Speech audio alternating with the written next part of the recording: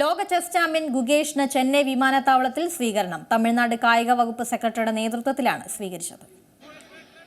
Chess ചരിത്രത്തിലെ ഏറ്റവും പ്രായം കുറഞ്ഞ ലോക ചാമ്പ്യനായ ഗുകേഷിനെ നാട് സ്നേഹത്തോടെ സ്വീകരിച്ചു.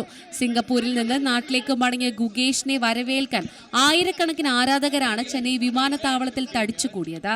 തന്നെ സ്നേഹിക്കുകയും പിന്തുണയ്ക്കുകയും ചെയ്ത ആളുകൾക്ക് ഗുകേഷ് നന്ദി അറിയിച്ചു. I'm really glad to be here. I'm very glad to be here.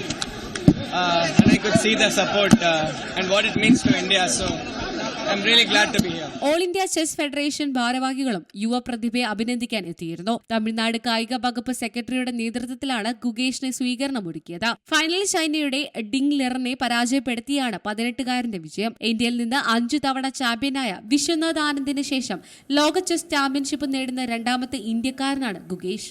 National desk Zee Malayalam news.